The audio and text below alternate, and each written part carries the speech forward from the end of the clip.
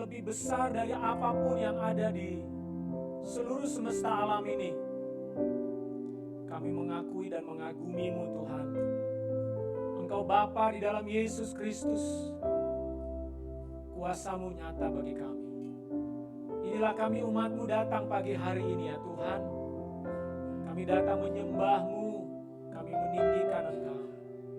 Sebentar kami mau mendengarkan firman-Mu. Berbicaralah bagi kami ya Bapa. Kami percaya Roh Kudus Engkau hadir. Engkau mengurapi kami. Hati kami terbuka lebar untuk firman Tuhan. Terima kasih. Dalam nama Tuhan Yesus Kristus kami berdoa. Amin. Silakan duduk. Shalom, selamat pagi semuanya. Semangat? Semangat ya. Puji Tuhan, pagi ini kembali kita berkumpul untuk beribadah bersama-sama kepada Tuhan, kepada Bapa yang mulia, Tuhan kita Yesus Kristus. Bapak Ibu Saudara dikasih Tuhan, selama bulan Februari kita banyak bicara tentang doa. Minggu lalu sudah disampaikan bahwa doa adalah satu percakapan, satu hubungan dengan Tuhan. Melalui doa kita membangun satu hubungan dengan Bapa di sorga. Sehingga kita memiliki satu keintiman, kedekatan. Ya, Saudara, Tuhan itu, ada lagu lama mengatakan Tuhan itu hanya sejauh doa. Betul? Tuhan jauh di sorga. Tapi ketika saudara berdoa, Tuhan itu dekat. Sangat dekat, bahkan dia menyatu dengan saudara. Itulah sebabnya mengapa doa menjadi hal yang sangat penting. Namun, doa bukan hanya bicara tentang bagaimana kita berhubungan dengan Tuhan. Tapi pagi ini saya mau menyampaikan satu kebenaran firman Tuhan. Bahwa doa adalah satu senjata rahasia kita. Doa adalah senjata rahasia kita. Saudara, kita ada dalam sebuah peperangan setiap hari. Melawan, Alkitab mengatakan kita menghadapi musuh yang tidak kelihatan. Musuh kita bukan terdiri dari tubuh jasmani atau orang yang kelihatan, saudara. Tapi Alkitab mengatakan kita melawan roh-roh jahat di udara. Dalam Efesus pasal 6, kita baca dulu Efesus pasal 6, ayat yang ke-11.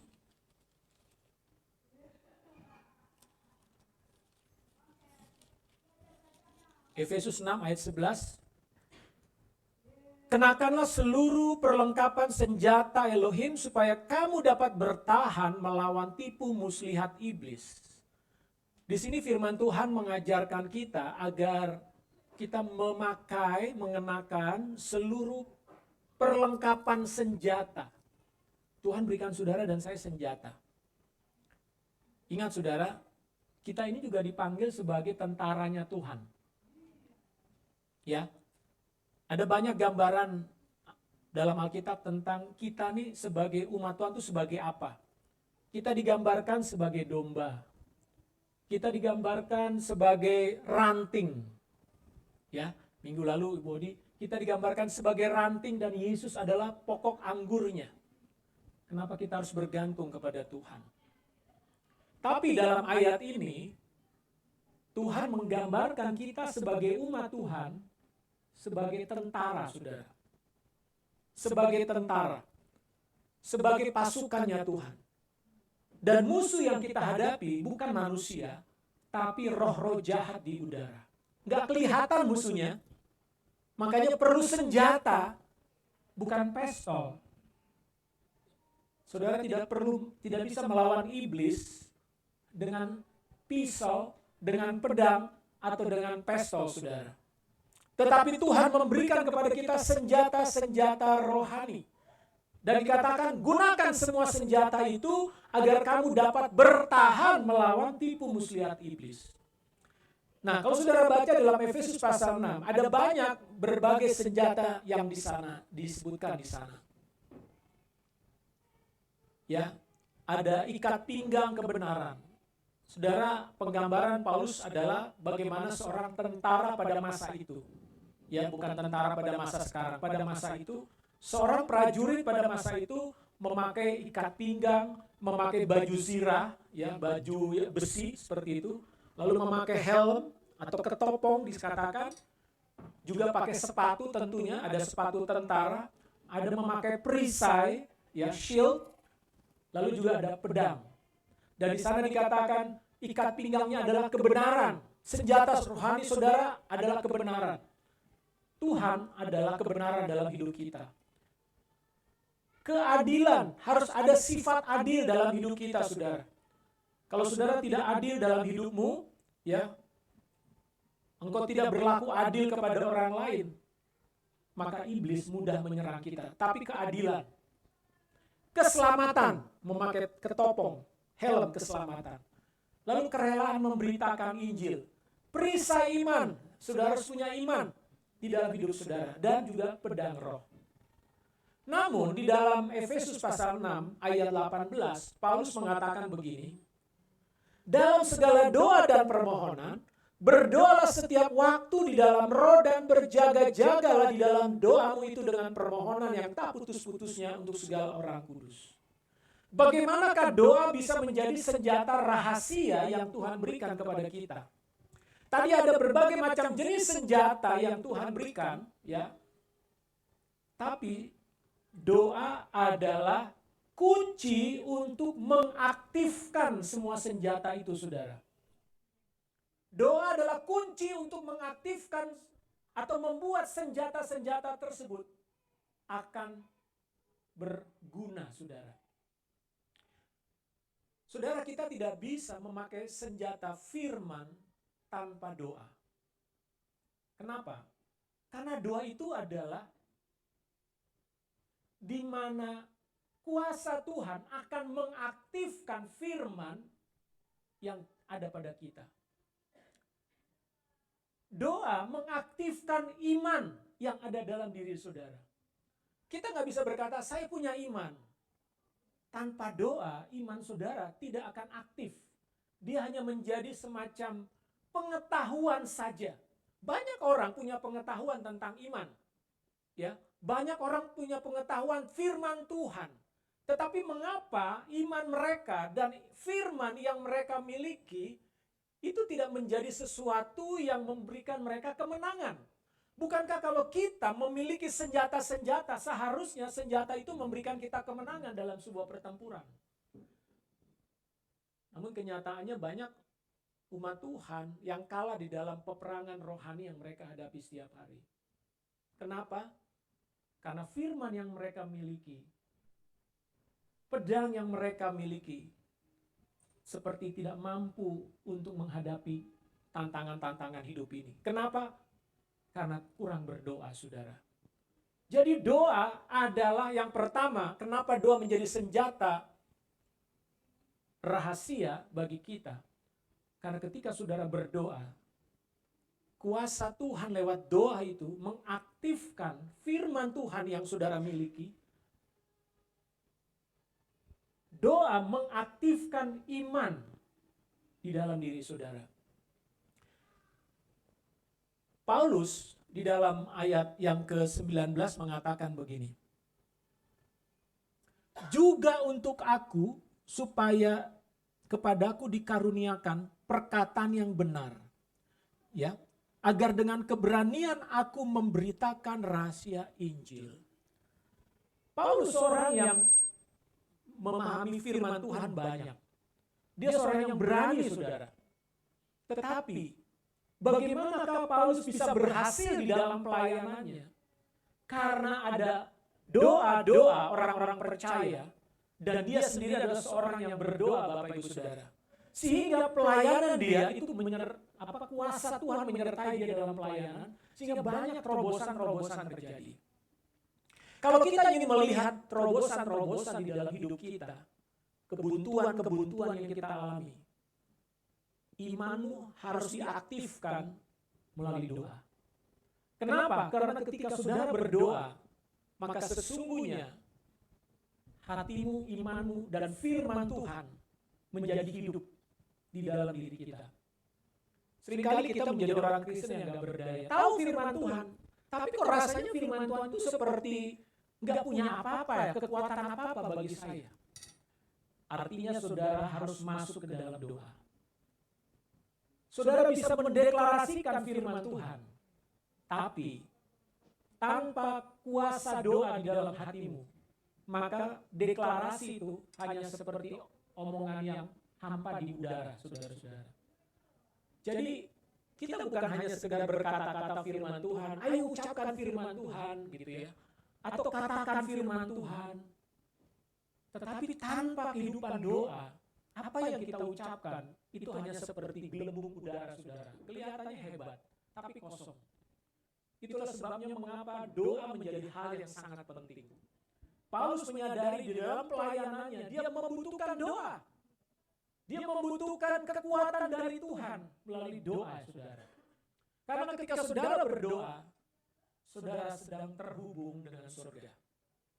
Ketika saudara berdoa, saudara mempunyai akses ke sumber daya yang tidak terbatas, itu kerajaan surga. Makanya saya heran kalau orang Kristen malas berdoa. Atau merasa berdoa itu bukanlah suatu hal yang utama dalam hidupnya. Saya tidak bicara di sini doa makan, doa tidur, saudara. Tapi doa di sini bicara tentang bagaimana saudara masuk di dalam hadirat Tuhan.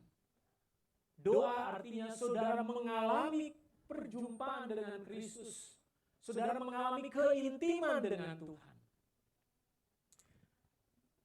Saudara, kalau sepasang kekasih sedang dilanda jatuh cinta atau asmara, saudara, hal yang paling mereka inginkan apa, saudara? Bertemu dan berbicara. Ya, yang lain itu nggak terlalu penting. Sama aja.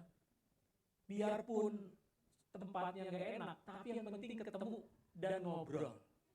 Itu menunjukkan dua orang yang saling mengasihi dan saling membutuhkan. Jadi ketika kita berkata, Tuhan saya mau mengasihimu, itu tidak mungkin terjadi tanpa saudara memiliki waktu untuk berbicara, waktu untuk menyembah Tuhan, waktu untuk masuk di dalam persekutuan dengan Tuhan. Saya mau tanya, kalau saudara lagi asik ngobrol dengan orang yang saudara suka, kira-kira 1 jam itu lama apa enggak? Hah? Halo? Ini gak pernah pacaran apa ya? Hah? Saya mau tanya, kalau lagi pacaran rasanya 1 jam itu cepat atau lama? Cepat. Tapi kalau saudara ketemu dengan orang yang menyebalkan, 10 menit itu lama atau cepat? Saudara, pertanyaannya adalah bagaimana saudara mengasihi Tuhan pada dasarnya? Apakah saudara betul-betul mengasihi Tuhan sehingga waktu berdoa 1/2 jam itu benar sebentar? Tapi kalau orang tidak mengalami persekutuan yang indah dengan Tuhan, berdoa 5 menit itu lama banget. Udah gatel nih badan semua nih. Gelisah. Aduh nih, apalagi kalau suruh doa sama-sama, ini lama banget nih doanya nih. Kenapa saudara? Karena hati kita tidak melekat kepada Tuhan. Tapi kalau hati kita mengasihi Tuhan, wow, menyembah itu sesuatu yang indah.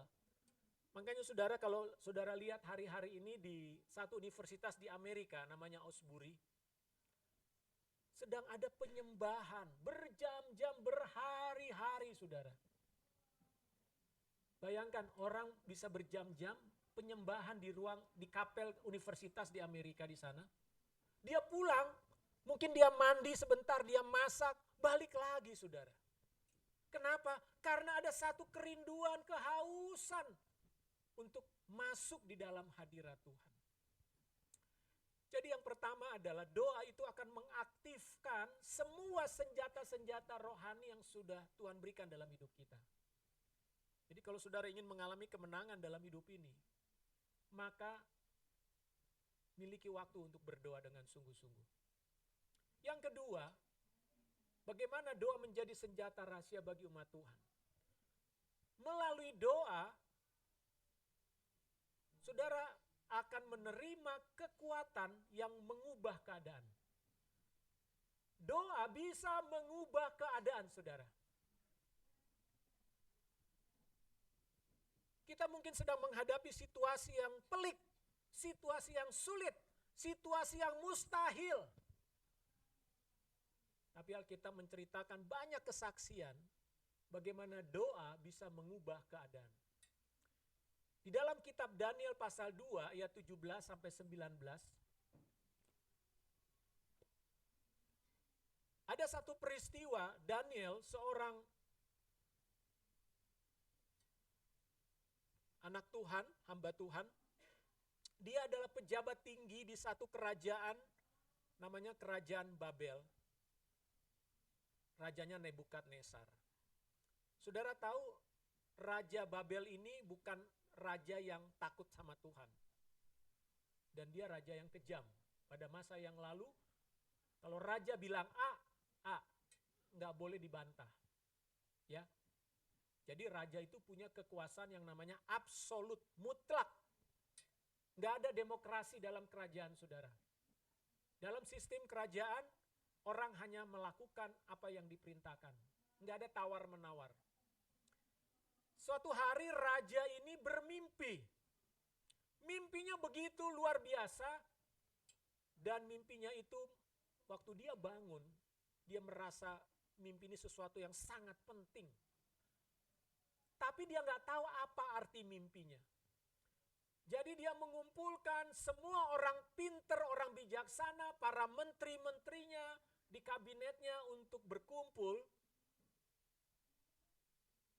Lalu setelah dikumpulkan, raja ini bilang, tadi malam saya mimpi. Mimpinya begitu luar biasa. Sekarang saya minta kalian kan orang-orang pinter, orang-orang bijaksana, ahli-ahli nujum. Coba ceritakan sama saya apa mimpi saya. Bisa? Saya mimpi tadi malam. Coba Bapak Rudi beritahu saya mimpi saya apa dan apa arti mimpi saya. Menurut saudara, bisakah itu? Para ahli pada waktu itu bilang, Tuanku Raja, tolong ceritakan mimpinya. Biar kami kasih tahu artinya. Oh, raja bilang nggak mau. Kalau saya cuma kasih tahu mimpi saya, lalu kamu bisa menafsirkan menurut apa yang kamu pikir baik.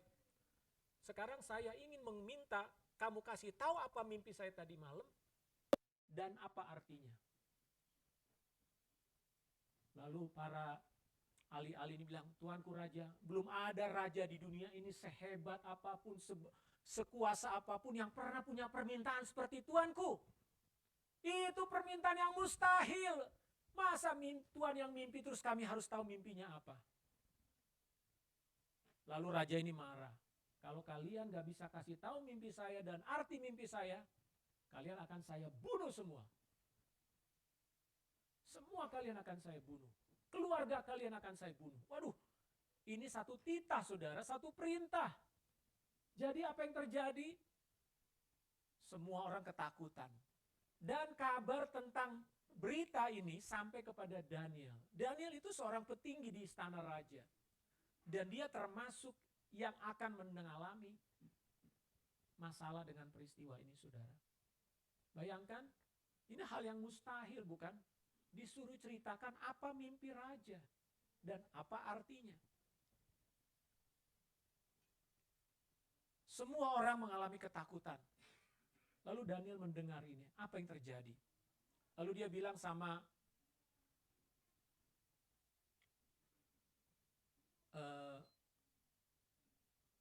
wakil raja itu,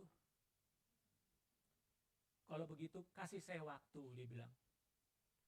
Kasih saya waktu. Saya akan berdoa. Ayat 16, Daniel pasal 2. Maka Daniel menghadap raja dan meminta kepadanya supaya ia diberi waktu untuk memberitahukan makna itu kepada raja. Kemudian pulanglah Daniel dan memberitahukan hal itu kepada Hananya, Misael, dan Azaria teman-temannya. Dengan maksud supaya mereka memohon kasih sayang kepada Elohim semesta langit mengenai rahasia itu. Supaya Daniel dan teman-temannya jangan dilenyapkan bersama-sama orang-orang bijaksana yang lain di Babel. Daniel meminta waktu, dan apa yang dilakukan oleh Daniel? Ayat 19. Maka rahasia itu disingkapkan kepada Daniel dalam suatu penglihatan malam, lalu Daniel memuji Elohim semesta langit. Saudara, Daniel adalah seorang yang berdoa. Di ayat lain, Daniel itu 3 kali sehari berdoa, saudara. 3 kali sehari dia berdoa. Dia pejabat tinggi loh ya, bukan pengangguran. 3 kali sehari dia berdoa, dan dia memohon hikmat dari Tuhan akan masalah dan situasi yang terjadi. Dan Tuhan memberitahukan mimpinya raja itu apa, sekaligus artinya, saudara. Kenapa Daniel bisa dapatkan itu? Karena dia datang kepada Elohim, Bapa yang empunya segala rahasia atas hidup manusia, yang empunya rahasia masa depan. Mungkin banyak di antara kita yang ingin tahu masa depan kita seperti apa. Saudara, rahasianya ada di dalam Tuhan, amin. Jangan cari horoskop, saudara. Ya. Siapa di sini bintangnya Sagittarius?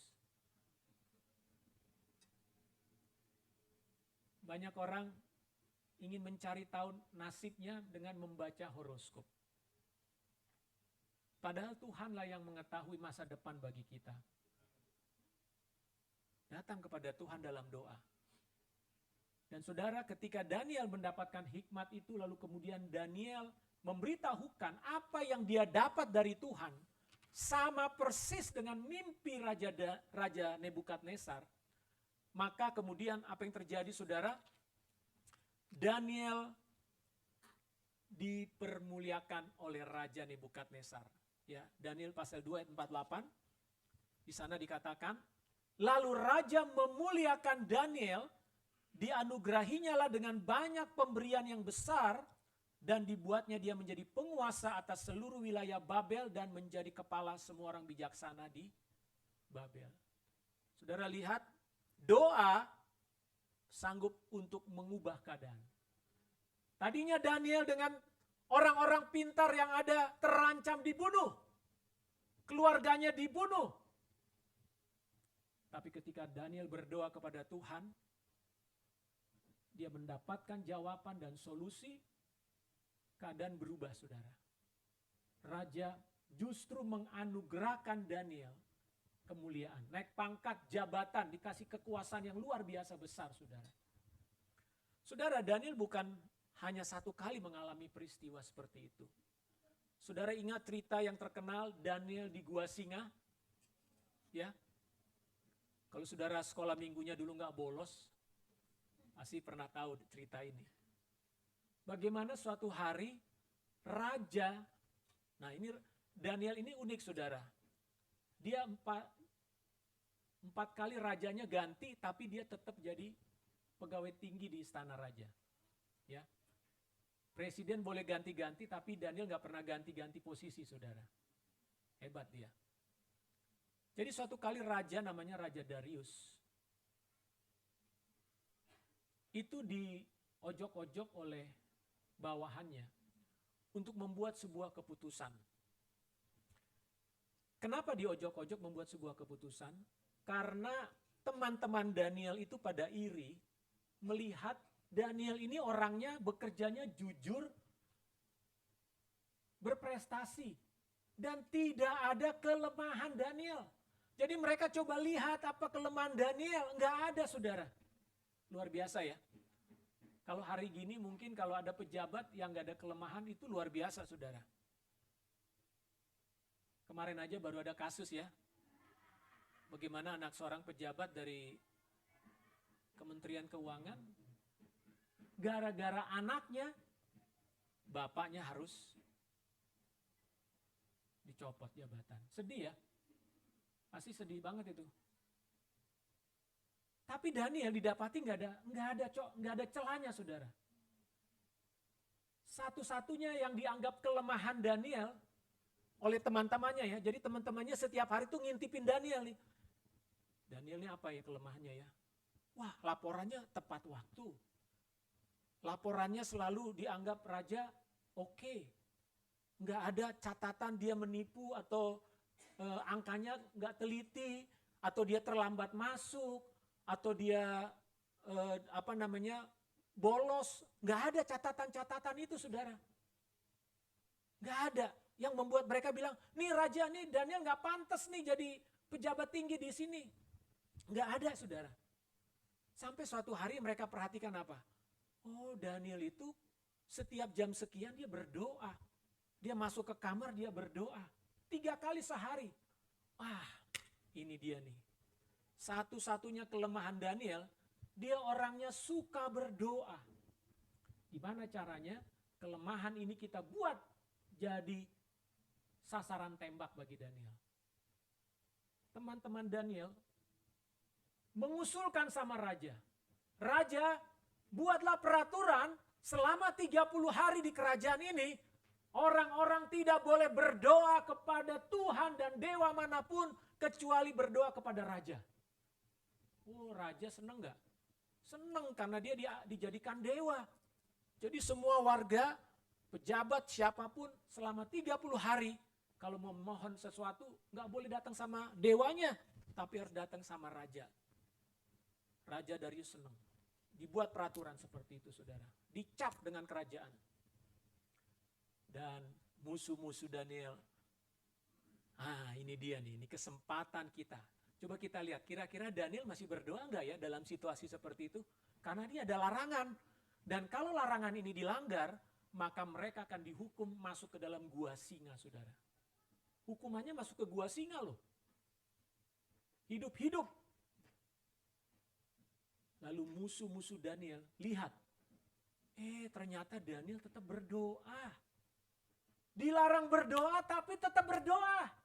Ada ancaman orang yang berdoa, tetap berdoa, saudara. Daniel tidak peduli dengan larangan itu. Kadang mungkin ada orang bilang ini, kita kan harus hikmat, udahlah kita dilarang berdoa, udah jangan usah berdoa. Udah nanti aja berdoa, diam-diam aja. Enggak, Daniel tetap tunjukkan imannya.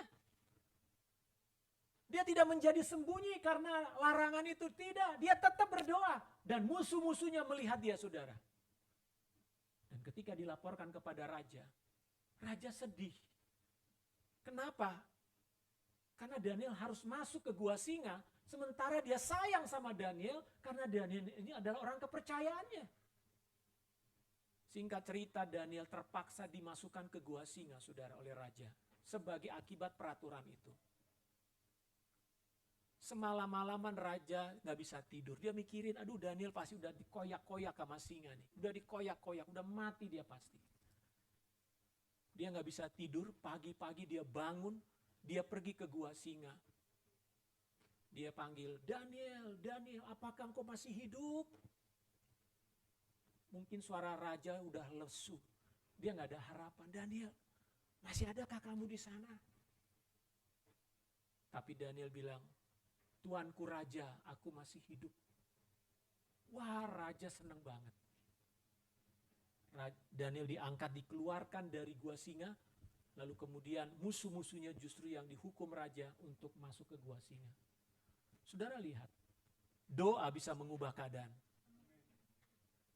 Situasi sekritis apapun yang saudara hadapi, segenting apapun kondisi yang saudara hadapi, percayalah, doa bisa mengubah keadaan. Doa adalah senjata rahasia kita, saudara. Mungkin banyak orang bilang, dia mah udah gak bisa, gak ada harapan. Tapi doa yang sungguh-sungguh akan membawa satu perubahan keadaan. Oleh karena itu Bapak Ibu Saudara, saya mau mengajak kita, jadikanlah doa sebagai sebuah hal yang saudara rindukan di dalam hidup ini senantiasa. Dalam perjanjian baru, Tuhan menjadikan doa sebagai kemampuan bagi murid-murid untuk selalu terhubung dengan Tuhan dan mendapatkan akses ke sumber daya surga yang terbatas. Bagaimana kita berdoa? Secara singkat, saya akan bagikan poin-poinnya saja. Yang pertama, di dalam Matius 6 ayat 6, mari kita baca.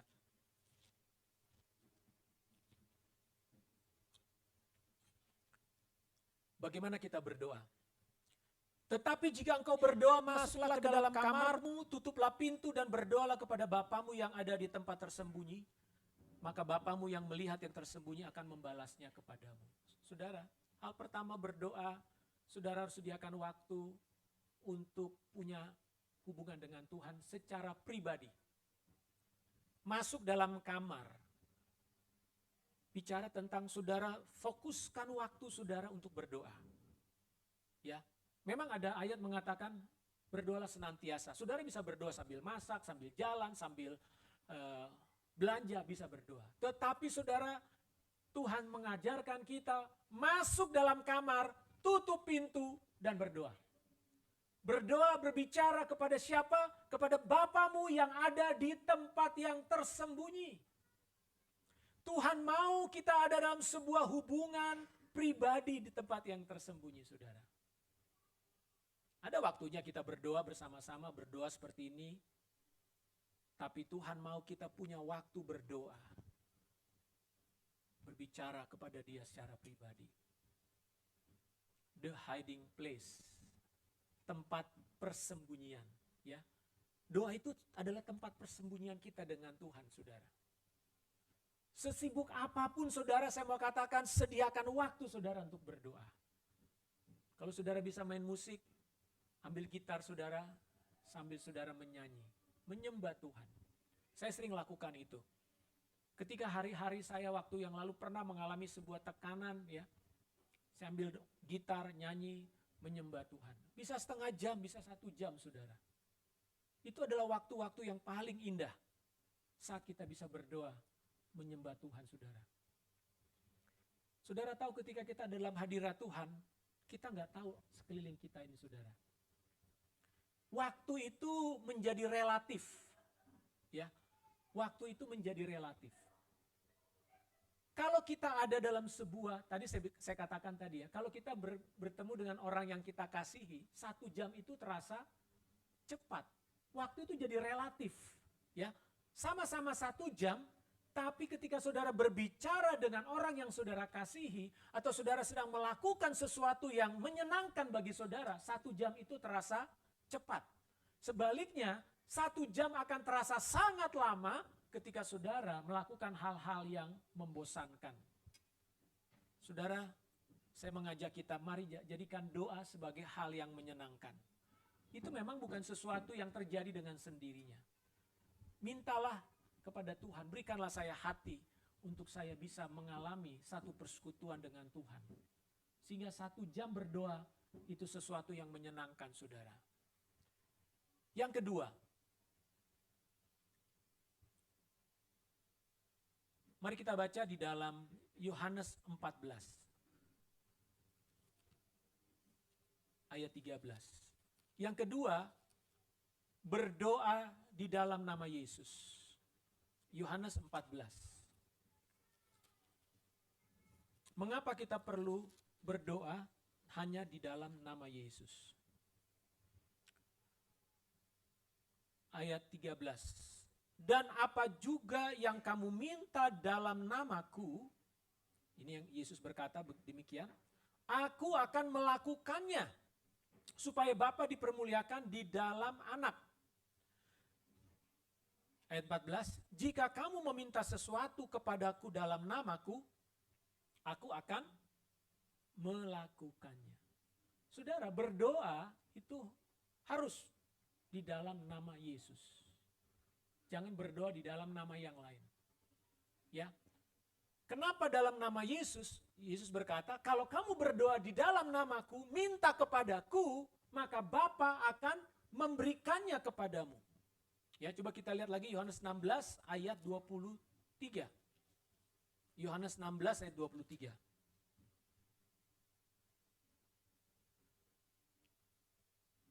Dan pada hari itu kamu tidak akan menanyakan apa-apa kepadaku. Aku berkata kepadamu, sesungguhnya segala sesuatu yang kamu minta kepada Bapa akan diberikannya kepadamu dalam namaku. Saudara, berdoa perlu dalam nama Yesus. Nama Yesus adalah jaminan bagi kita di hadapan Bapa. Jadi selalu berkata dan berdoa di dalam nama Yesus. Oke, yang ketiga, berdoa juga memerlukan kesepakatan, ya. Kenapa kita ada doa sepakat? Setiap minggu kita di tempat ini kita berdoa sepakat. Dalam Matius pasal 18. Mari kita lihat.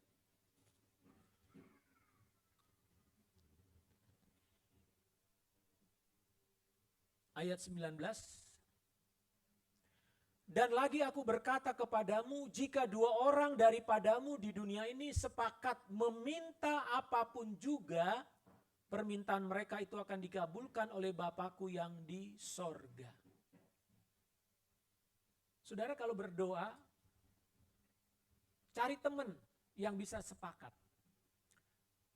Entah dengan istri atau suami saudara, kalau suami istri berdoa harus sepakat dulu. Kita mau minta apa nih sama Tuhan? Penting saudara doa sepakat. Yesus mengatakan seperti ini, jikalau kamu berdoa sepakat meminta apapun juga. Iya. Tuhan Yesus tidak membatasi kita meminta loh. Kecuali saudara minta istri orang gitu ya. Atau saudara minta mobil orang. Karena ada firman Tuhan mengatakan jangan kamu mengingini. Artinya mengingini milik orang lain. Tapi saudara bisa minta kepada Tuhan. Sepakat, cari orang yang sepakat dengan saudara. Kalau saudara masih single, saudara sepakat. Dengan siapa? Mungkin dengan orang tuamu, mungkin dengan temanmu, sahabatmu. Cari orang yang sepakat dengan saudara. Bantu aku yuk, kita sepakat berdoa. Penting berdoa sepakat, saudara. Jadi berdoa bukan hanya masuk kamar sendirian, tapi juga berdoa sepakat. Amin. Ayo kita buktikan hari ini. Apa yang saudara selama ini berdoa, belum ada jawaban. Cari teman hari ini. Mau gak kamu sepakat sama saya berdoa untuk satu hal? Kita akan lihat ada terobosan-terobosan akan terjadi. Amin. Nggak amin ini? Amin. Haleluya. Oke. Yang ke 1, 2, 3, yang keempat. Berdoa di dalam roh. Nah, ini banyak orang yang tidak menyadari apa itu berdoa di dalam roh. Tadi di dalam kitab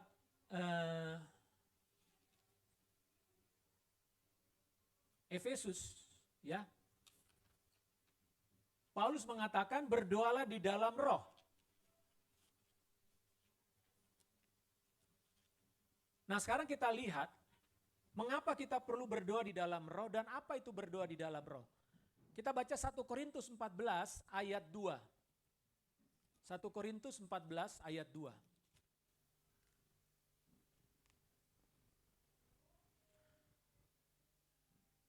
Siapa yang berkata-kata dengan bahasa roh tidak berkata-kata kepada manusia tetapi kepada Elohim, sebab tidak ada seorang pun yang mengerti bahasanya, oleh roh ia mengucapkan hal-hal yang rahasia. Saudara, ada doa yang Tuhan berikan kepada kita gereja, yaitu berdoa di dalam roh. Apa itu berdoa di dalam roh? Yaitu roh kita berdoa tanpa melalui akal pikiran kita, saudara. Kalau kita berdoa dalam akal budi, biasanya saudara mengucapkan kata-kata doa berdasarkan apa yang saudara pikirkan. Atau seringkali, ayo tulis pokok doanya apa? Tulis, ya. Atau apa yang kamu mau didoakan, dia ceritakan, betul? Dia ceritakan dulu, artinya dia berpikir dong, mengingat apa yang harus saya doa, apa yang saya perlukan, ya saya perlu didoakan. Nah, itu namanya berdoa dengan akal budi. Tetapi Tuhan memberikan kepada kita doa di dalam roh. Di mana dengan doa di dalam roh ini, kita akan mengucapkan hal-hal yang bukan dari akal budi kita. Ya. Nah, makanya di dalam pasal 14 ayat 2 tadi dikatakan, sebab tidak ada seorang pun yang mengerti bahasanya, oleh roh ia mengucapkan hal-hal yang rahasia. Jadi Bapak Ibu Saudara, Tuhan memberikan satu cara kita berdoa dengan, ini sebuah cara yang berbeda, namanya berdoa di dalam roh dengan berbahasa roh. Kalau saudara belum menerima karunia atau berdoa dalam bahasa roh, mintalah sama Tuhan. Karena itu adalah sebuah kemampuan yang Tuhan sediakan bagi kita anak-anaknya. Saya tidak akan membahas panjang lebar di kesempatan ini, tapi kalau saudara rindu, saudara boleh baca 1 Korintus pasal 14 ayat 1 sampai ayat yang terakhir. Di sana banyak dibahas tentang apa itu berdoa dalam Roh Kudus dengan berdoa dalam bahasa roh. Oke, yang terakhir dalam Roma 8 ayat 26, ya, sebelum kita tutup dalam doa. Roma 8 ayat 26.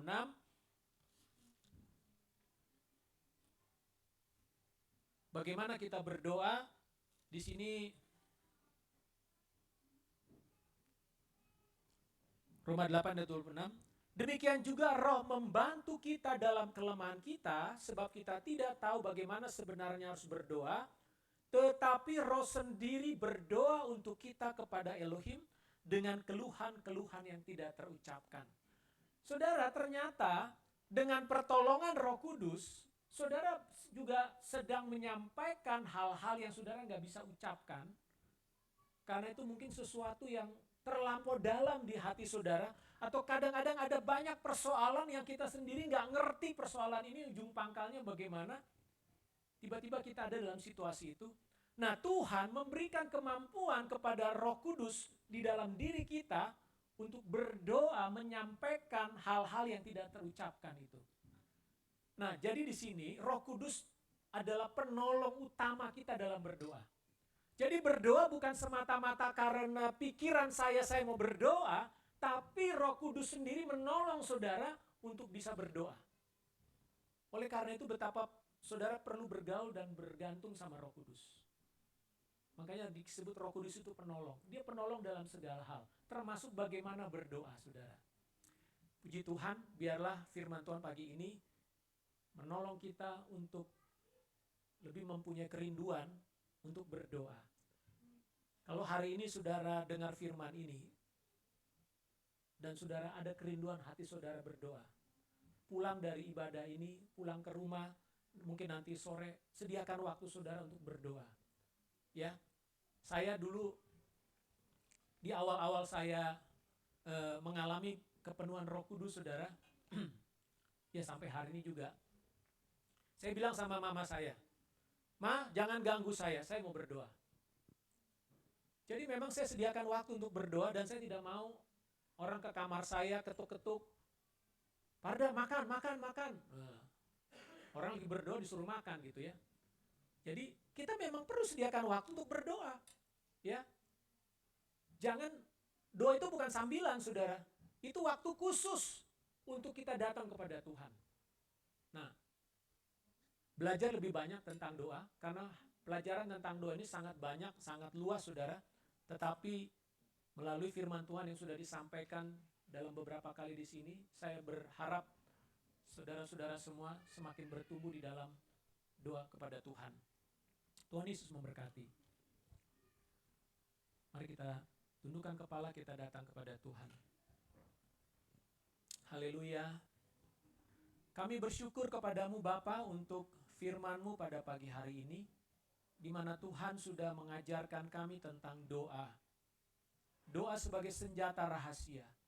Karena melalui doalah Tuhan, Engkau mengaktifkan semua senjata-senjata rohani dalam diri kami. Baik iman kami, maupun hal-hal yang Tuhan berikan di dalam hidup kami ya Tuhan. Engkau memberikan kami pedang roh, Engkau memberikan kami ketopong keselamatan, pemberitaan Injil. Tuhan, kami tahu kami tidak bisa lakukan itu semua tanpa doa. Karena kami membutuhkan Tuhan di dalam semua hal yang kami kerjakan. Tuhan, Engkau melihat betapa banyak pergumulan-pergumulan yang sedang dihadapi umat-Mu saat ini. Apapun pergumulan itu, kami percaya kuasa doa sanggup mengubah keadaan. Situasi sekritis apapun, segenting apapun Tuhan. Tapi Tuhan, bagi-Mu tidak ada situasi yang kritis. Bagi Tuhan tidak ada situasi yang genting. Karena Engkau mengatasi semua situasi dan keadaan. Engkau sanggup mengubah apa yang kami katakan kritis. Engkau sanggup ubah menjadi kebaikan bagi kami. Terima kasih Bapa di sorga. Hamba berdoa untuk seluruh jemaat-Mu yang hadir pada pagi hari ini. Biarlah hati kami terus dipenuhi dengan kerinduan roh yang bernyala-nyala untuk berdoa. Kami mau mengalami kehidupan Kristus dalam diri kami. Kami mau mengalami kehidupan yang berbeda dari hari-hari kami sebelumnya ya Tuhan. Terima kasih Tuhan Yesus. Pakailah kami Tuhan untuk menjadi saksi-saksi-Mu di tengah-tengah dunia ini. Sama seperti Daniel, Engkau boleh pakai menjadi alat-Mu di tengah-tengah kerajaan Babel. Engkau juga pakai hidup kami. Baik kami di kampus, di sekolah, di tempat kerja, di dunia bisnis, di pemerintahan, dimanapun Tuhan tempatkan kami. Pakailah kami Tuhan untuk menyatakan kemuliaan-Mu. Terima kasih Bapa di sorga. Terpujilah nama-Mu. Haleluya. Kita akan masuk dalam doa syafaat.